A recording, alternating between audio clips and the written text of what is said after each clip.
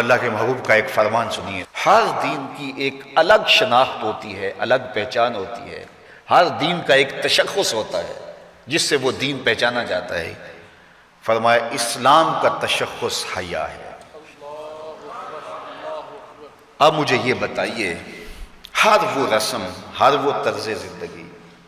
جو اسلام کے اس مزاج سے ٹکراتی ہو تو عملی طور پہ ہمیں اس کا بائیکاٹ کرنا ہوگا اور اس کے لیے ہمیں کوشاں ہونا پڑے گا، اس لیے کہ اسلام کا مزاج یہ ہے کہ اسلام ہمیں درس حیا دیتا ہے، صرف درس حیا نہیں دیتا بلکہ رسول رحمت نے فرمایا ہر دین کی ایک الگ پہچان ہے، ایک شناخت ہے اس دین کی۔ اسلام کی شناخت حیا ہے، اور حیا ایک ایسی دولت ہے جب یہ روحوں میں اترتا ہے اور من میں سماتا ہے تو اللہ تعالیٰ جل شانہ کی رحمتیں اس شخص کے اوپر نازل ہوتی ہیں۔ سب سے زیادہ اس کائنات میں حیا کرنے والے، حدیث پاک میں آتا ہے حضور علیہ السلام کنواری لڑکی پردے میں جس طرح سمٹی ہوئی ہوتی ہے، فرمایا اس سے بھی زیادہ حیا کرنے والے تھے۔ تو ہمیں درس حیا کا دیا گیا، اور ایک مقام پہ یوں ارشاد فرمایا گیا کہ حیا اور ایمان یہ دونوں جڑی ہوئی چیزیں ہیں، اگر ان میں سے ایک رخصت ہو جائے تو دوسری شے بھی رخصت ہو جاتی ہے، اگر ایمان چلا گیا ساتھ حیا بھی رخصت ہو جاتا ہے، اور اگر حیا چلا گیا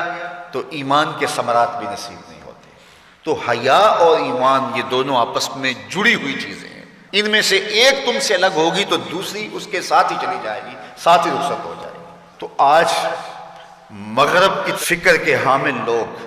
آج دلیلیں دیتے ہیں جناب پردہ تو آنکھ کا ہوتا ہے، پردہ تو جناب دل کا ہوتا ہے۔ میں کہتا ہوں دین کو تم زیادہ سمجھے ہو یا رسول اللہ کی اہلیہ سمجھیے، جن سے فرمائش حمیرہ سے دین سیکھو، وہ فرماتی ہیں جب حضور کا انتقال ہو گیا تو میں حضور کے حجرے میں جاتی تو معمولی اوڑھنی اوڑھ کے چلی جاتی کہ میرے شوہر کی قبر ہے، کوئی بات نہیں۔ فرمایا اس کے بعد حضرت صدیق اکبر کا وصال ہوا تو وہ بھی حضور کی قربت میں دفن ہوئے، تو میں پھر اس معمولی اوڑھنی کے ساتھ چلی جاتی، اس لیے کہ میں کہتی ایک میرا شوہر ہے دوسرا میرا باپ ہے، تو معمولی کپڑا لیتی اور میں چلی جاتی۔ فرمایا پھر حضرت عمر کا انتقال ہوا اور وہ بھی ساتھ دفن ہوئے، تو حضرت عائشہ رضی اللہ تعالیٰ عنہ فرماتی ہیں کہ واللہ ما دخلت الا وانا مشدودۃ علیہ صوبی حیاء من عمر، کہا اس کے بعد پھر میں کبھی نہیں گئی سوائے اس کے کہ میں خوب چادر سمیٹ کے اور پردہ کر کے جاتی، مجھے عمر سے حیا آتی۔ تو جو قبر میں اتر چکے ہیں ام المومنین تو اس سے بھی حیا کرتی ہیں اور اپنے کو سمیٹ لیتی ہیں، تو کیا رسول اللہ صلی اللہ علیہ وآلہ وسلم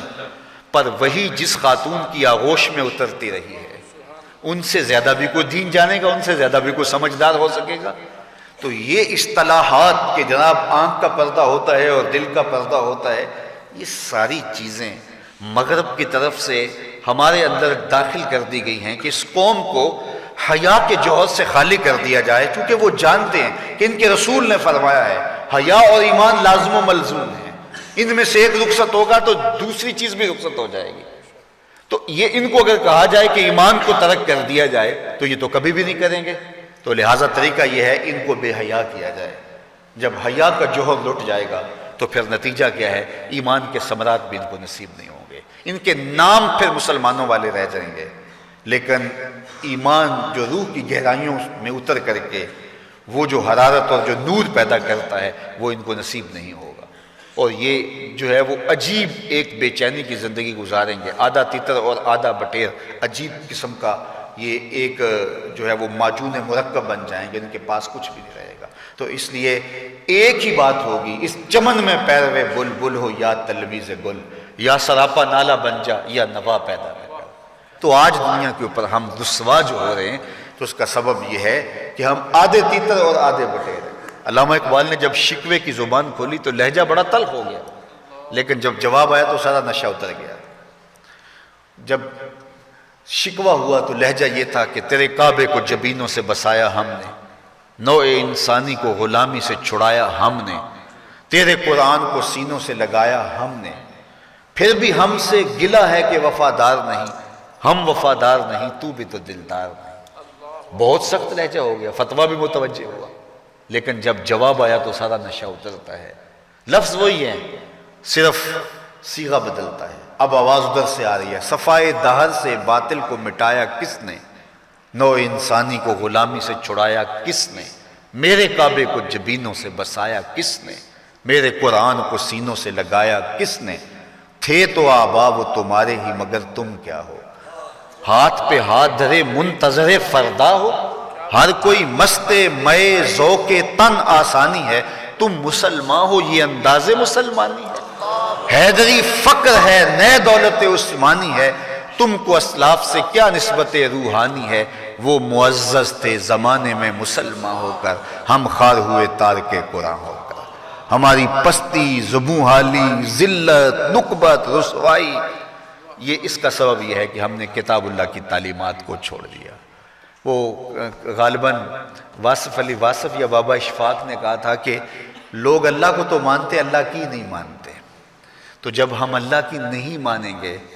تو پھر ہم کس طرح کامیاب اور بامراد ہوں گے، اور جب ہم اپنے خود کو سپرد کر دیں گے اپنے مالک کے تو پھر ہماری زندگی خوبصورت رنگ میں ڈھلتی چلی جائے گی۔